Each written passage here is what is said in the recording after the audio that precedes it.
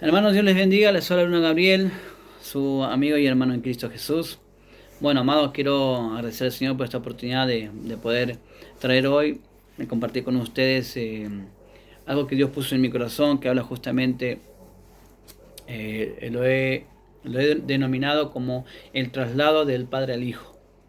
Entendiendo que la Trinidad cree en varias personas en la deidad, ¿verdad? Eh, bueno, no lo creo así. Creo que Dios se ha manifestado en carne y que a esa manifestación en carne, entendida como el Hijo de Dios, es al cual Dios entrega o traslada todo lo de Él y quién es Él a su manifestación, el Hijo de Dios.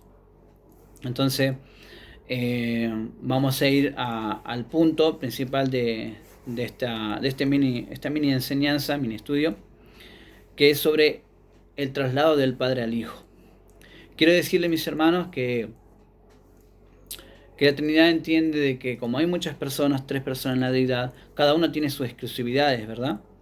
Cada una tiene su particularidad diferente de la otra. Por ejemplo, el Padre es invisible, el Padre, eh, no murió, es inmortal. En cambio el Hijo sí, el Hijo es visible, el Hijo sí murió corporalmente. Por ejemplo, la blasfemia del Espíritu Santo no puede ser perdonada en este siglo ni en el venidero. En cambio, la blasfemia contra el Padre, contra el Hijo, sí es perdonable. Bueno, estas exclusividades, ¿verdad? Nos hace pensar que no hay una coigualdad. Por supuesto que no, como demanda el sector trinitario. Y nos lleva al concepto que también tenían otras naciones que querían en multiplicidad de dioses, y cada una de esas personas tenían un rango de ejercicio de su poder, ¿verdad? En diferentes espacios, terrenos, etcétera. Como podemos decir que había dioses para la siembra, dioses para la cosecha, para el ganado, dioses para la fertilidad, y así podíamos seguir enumerando y enumerando los espacios en donde rigen cada persona de acuerdo a su prerrogativa que tenía, ¿verdad? Ahora esto es parecido también con la Trinidad. Cada persona tiene su exclusividad. Pero vamos a hablar el traslado del Padre al Hijo. Esto lo puse yo en mi corazón, llamarlo así, el traslado del Padre al Hijo. Todo lo que es el Padre, todo lo que es Dios y quién es Dios es trasladado al Hijo, a su manifestación en carne. Una de las cosas, por supuesto que hay muchos puntos, yo anoté lo que creí más relevante por ahora, los anoté y los quiero compartir con ustedes, lo que el Padre trasladó al Hijo, lo que el Padre le comunicó al Hijo. Una de las cosas es el trono. Lucas 1:32 dice, este será grande y será llamado Hijo del Altísimo, y el Señor Dios le dará el trono de David su padre. O sea, ¿cómo podemos nosotros creer de que en la Trinidad existían personas ya con un trono? Cuando acá dice que en Lucas 1:32 que el Padre le dará al Hijo el trono de David su padre. Según la carne, por supuesto. Entonces, ¿cómo es posible creer en eso? En una Trinidad en donde una de las personas o dos de las personas no tienen trono. Si hay un trono para las tres personas, sería bueno que el sector trinitario comparta ese texto, porque siempre le he pedido y nunca me lo han podido dar. Vamos a leer en 1 Juan 8, 5, 7, y dijeron, he aquí tú has envejecido, le habla al pueblo a Samuel, ¿no? Y tus hijos no van por tus caminos, por tanto constitúyenos ahora un rey que nos juzgue como tienen todas las naciones. Pero desagradó a Samuel estas palabras que dijeron, danos ahora un rey que nos juzgue, y Samuel oró a Yahweh. Y dijo Yahweh a Samuel, oye la voz del pueblo en todo lo que te dijeren, porque no te han desechado a ti, sino a mí me han desechado para que no reine sobre ellos. Amén. Entonces el pueblo desecha a Dios como su rey y pide un rey como todas las demás naciones. Y si leemos el texto bien detenidamente, vamos a entender que no desecharon a varias personas como reyes, sino a uno solo. No te desecharon a ti, sino a mí, para que no reine sobre ellos. Ese mí es Yahweh, es Dios el Padre. Y para Pablo también, Pablo sigue teniendo un solo rey. Vamos a leerlo en 1 Timoteo 1:17, que dice, por tanto, al Rey eterno inmortal, invisible. Al único y sabio Dios sea honor y gloria por siempre jamás. También en Salmos 16 dice: Yahweh es rey eternamente, y por siempre de su tierra han perecido las naciones. O sea que el único rey es el Padre. Por eso que Jesús es el mismo Padre manifestado en carne. Lo podemos leer en Apocalipsis 17:14, donde dice: pelearán contra el Cordero y el Cordero los vencerá, porque Él es Señor de señores y Rey de reyes. Apocalipsis 19:16 dice: y en su vestidura y en su muslo tiene escrito este nombre: Rey de reyes y Señor de señores.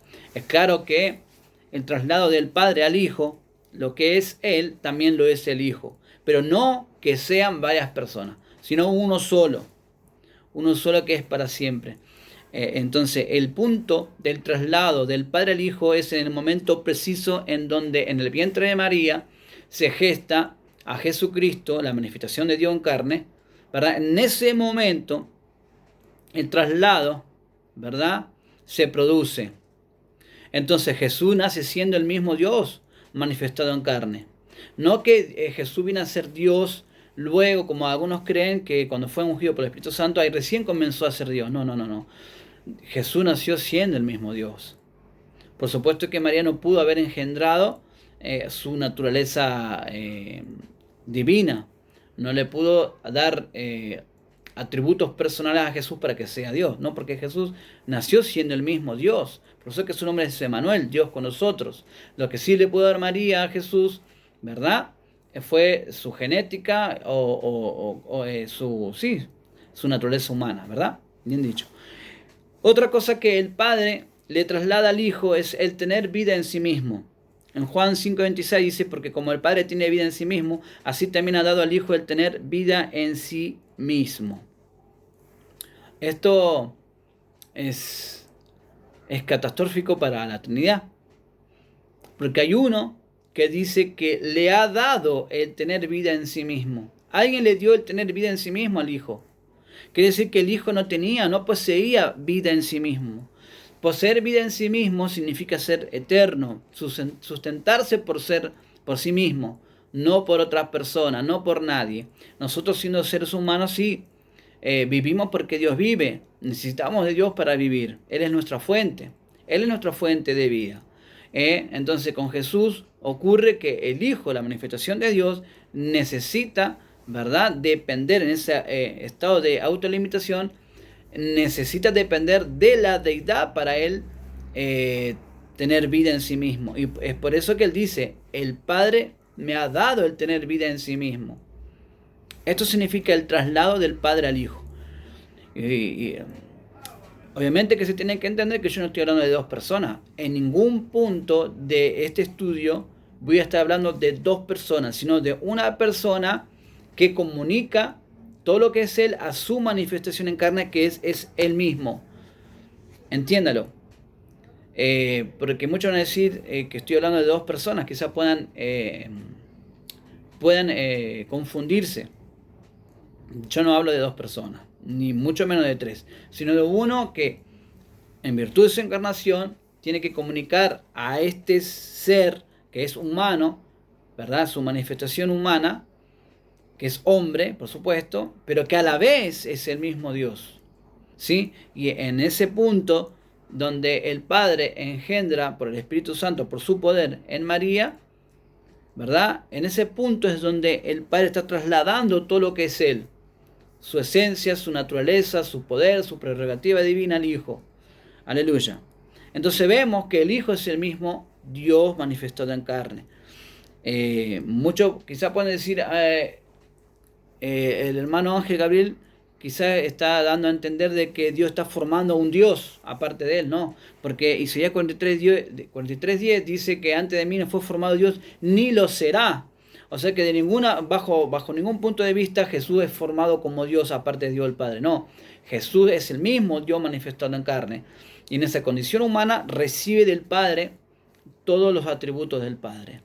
Y le da esta prerrogativa divina pura y exclusiva del Padre, que es el tener vida en sí mismo. En otras palabras, la Biblia lo que nos está enseñando es que Jesús es el mismo Dios, el Padre. Porque tener vida en sí mismo solamente le corresponde a Dios.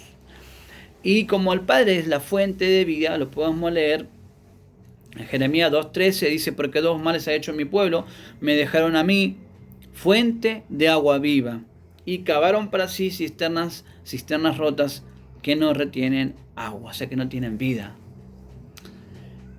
Por eso es que el Padre usa este simbolismo para entender que Él es la fuente, de Él procede todas las cosas.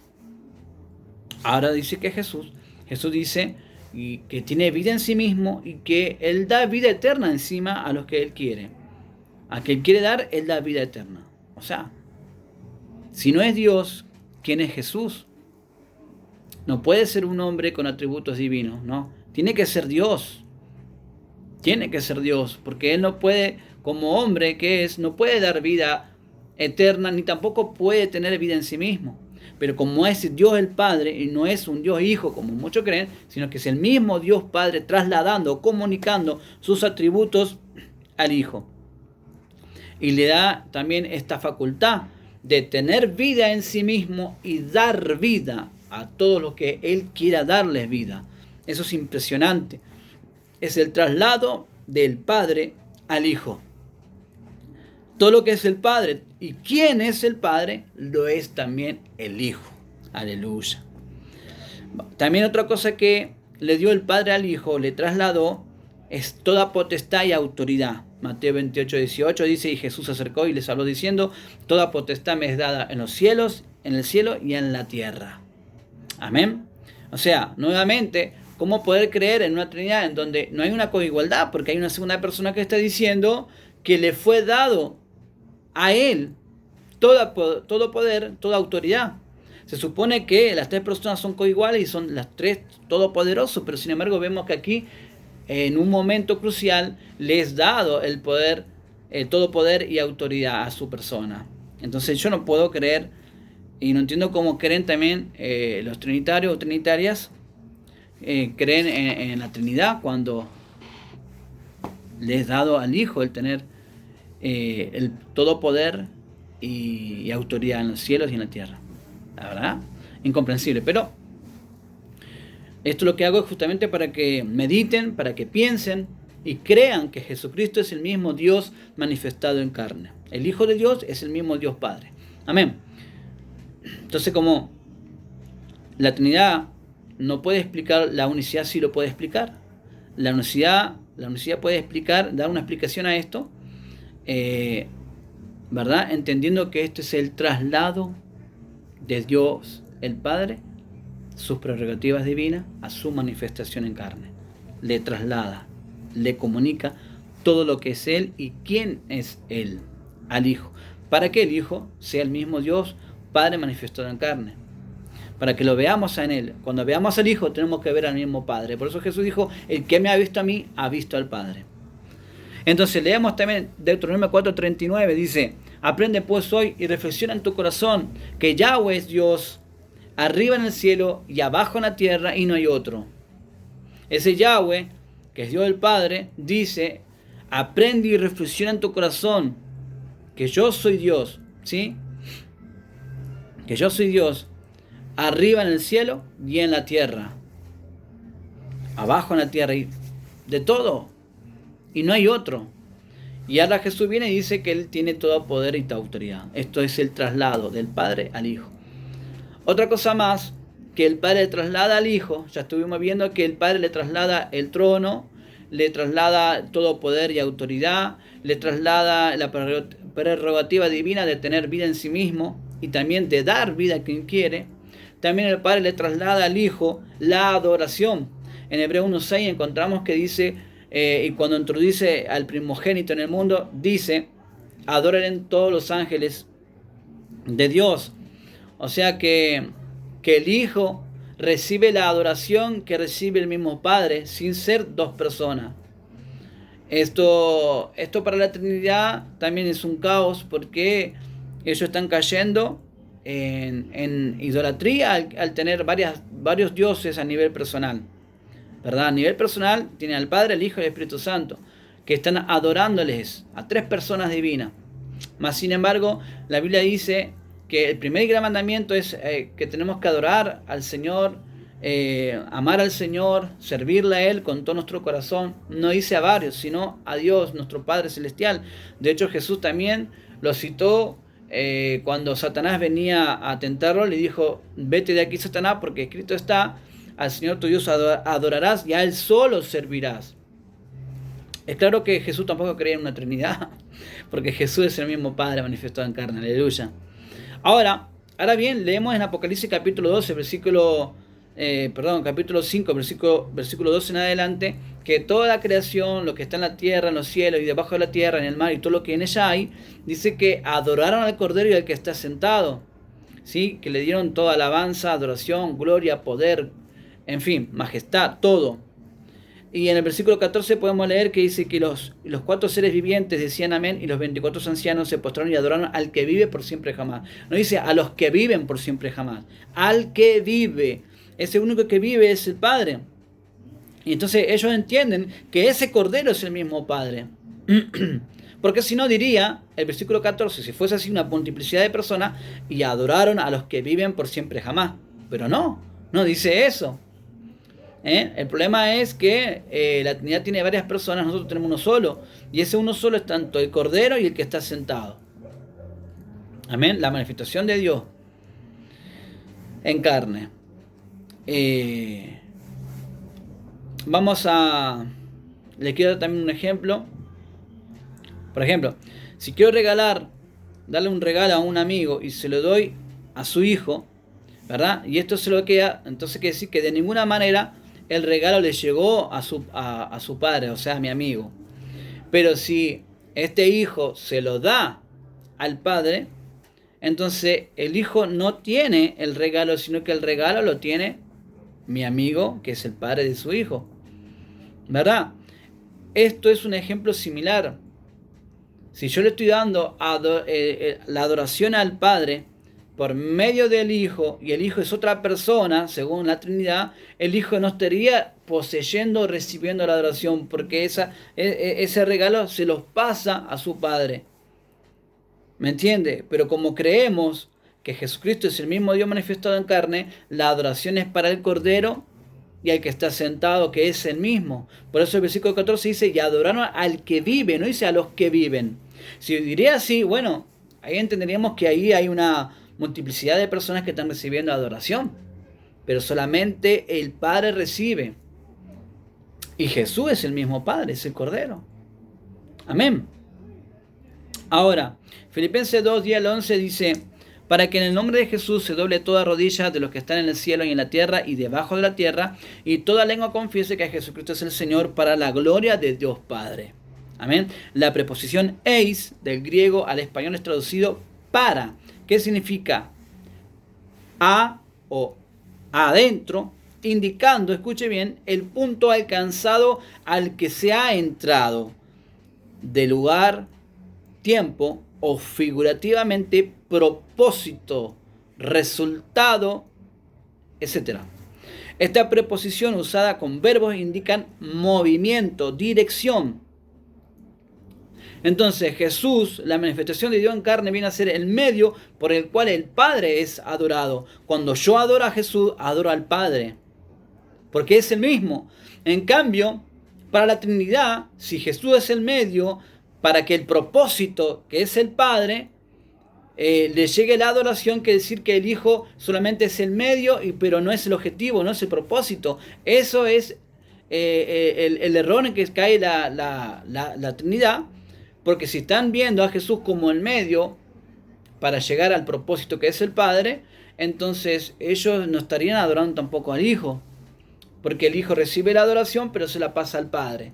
Y si se la pasó al Padre, no se la quedó personalmente, pasó por él, pero no es para él, sino que el propósito es el Padre, según Filipenses 2, 10 al 11.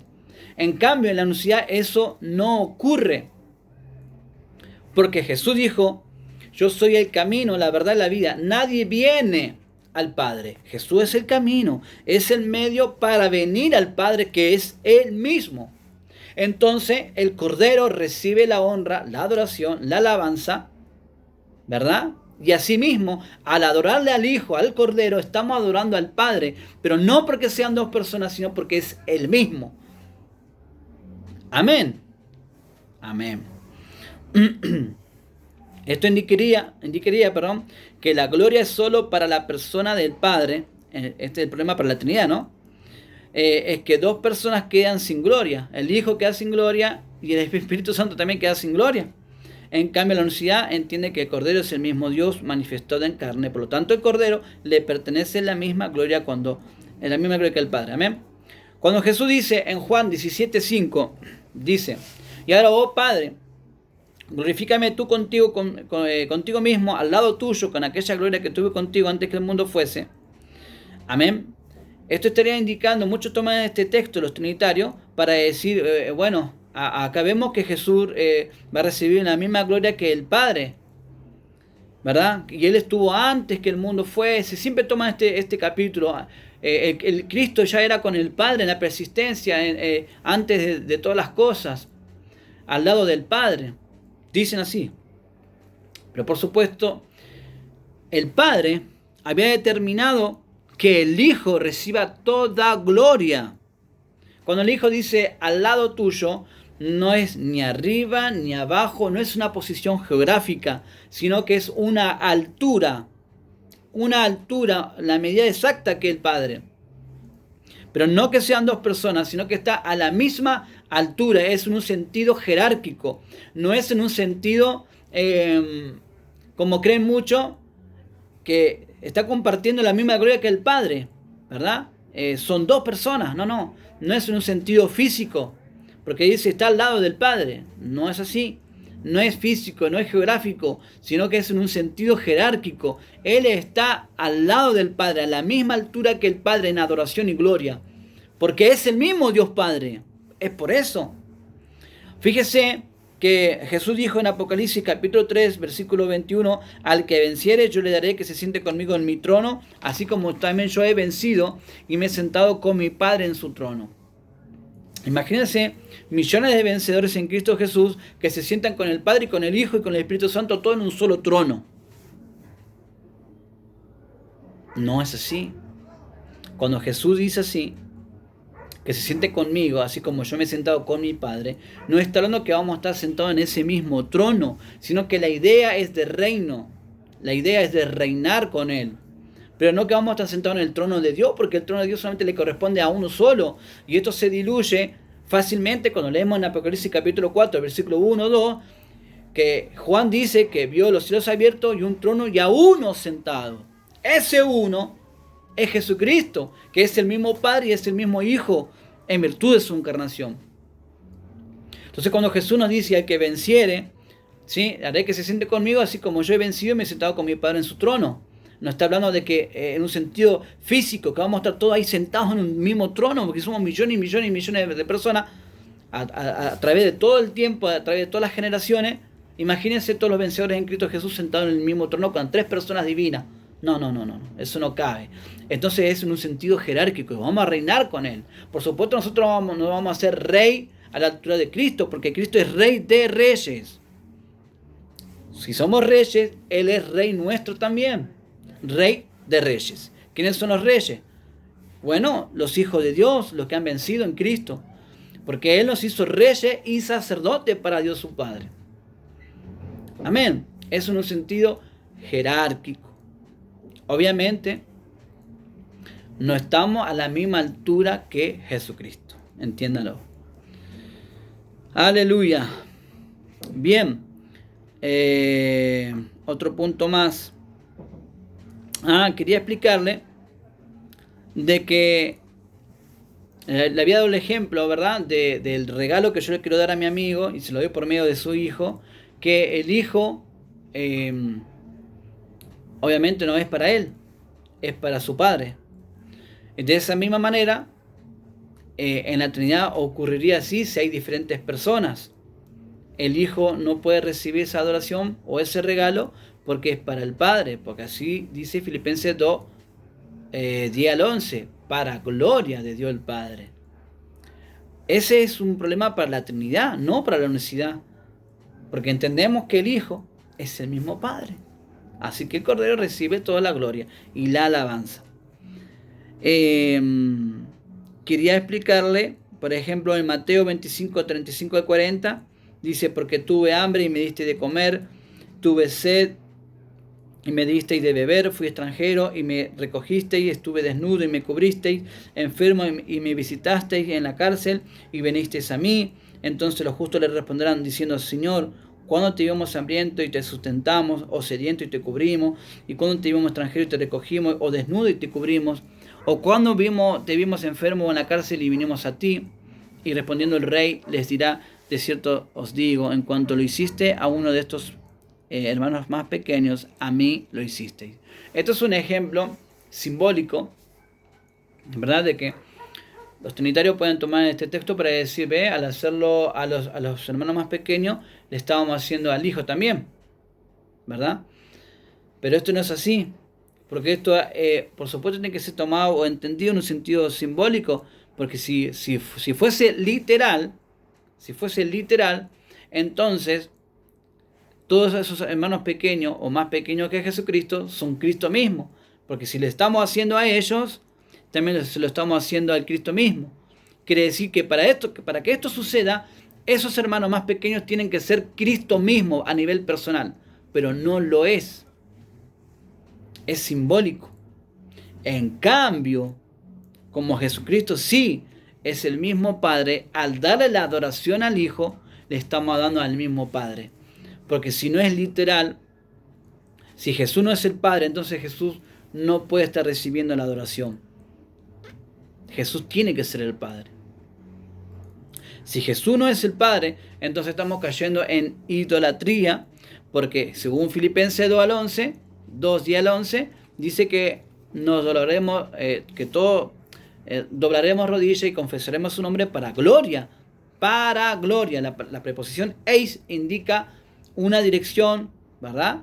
E indica un fin, un propósito, para gloria de Dios el Padre. Entonces, la Trinidad tiene ese problema, la unicidad no lo tiene.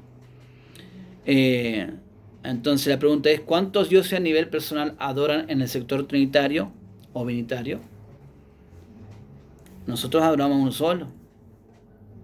Amén. Y es Jesucristo el mismo Dios manifestado en carne. Otra cosa que el Padre le da al Hijo son sus misterios.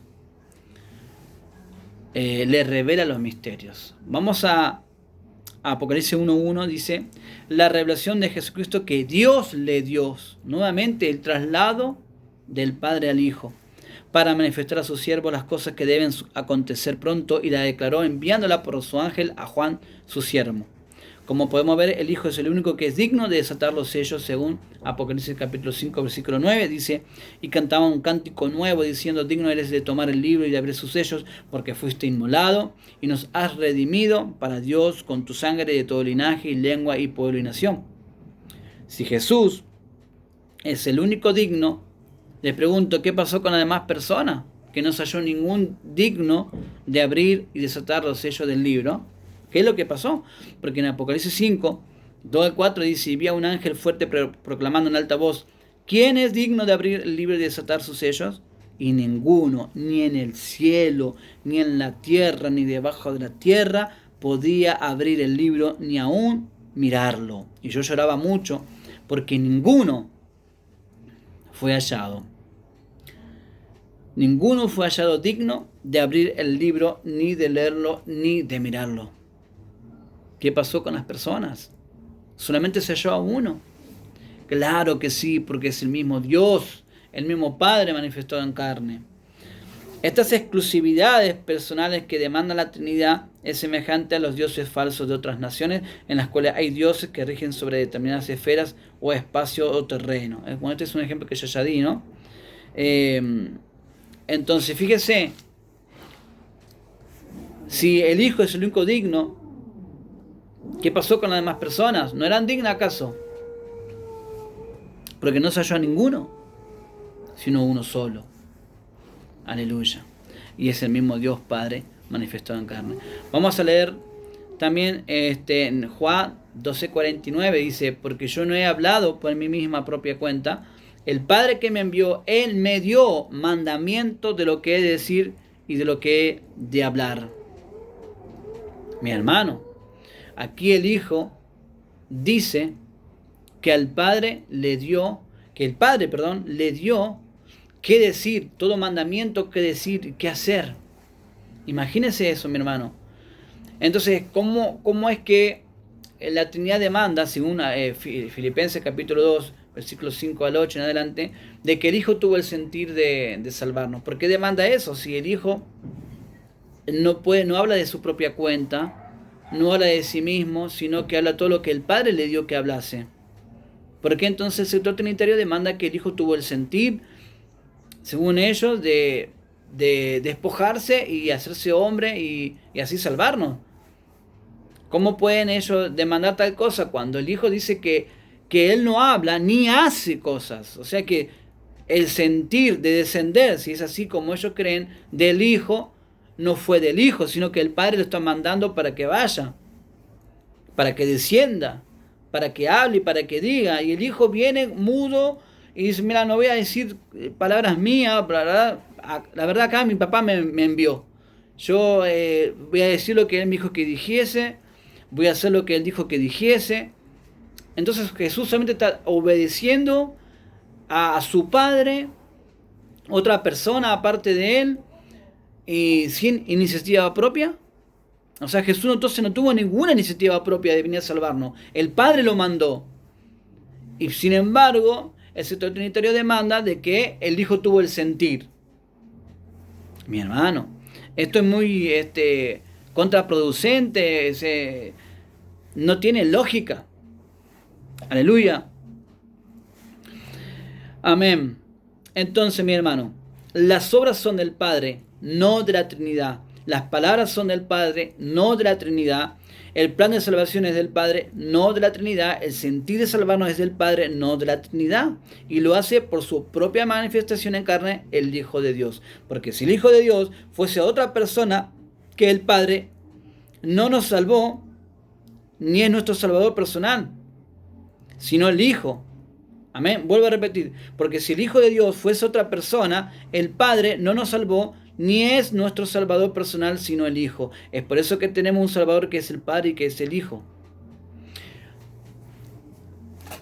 Lo explico un poquito más detalladamente. Si el Padre no nos vino a salvar y mandó al Hijo, entonces, para la Trinidad, el Padre no es Salvador en ningún sentido. A menos que ellos indiquen que el Padre es el Salvador intelectual y el Hijo es el Salvador que da cumplimiento o que realiza el plan de salvación de aquel Salvador intelectual. El Salvador Jesucristo viene a ser un Salvador, vamos a decir, que ejecuta, ¿verdad? Con su propia persona el sacrificio en la cruz y por ende tenemos redención.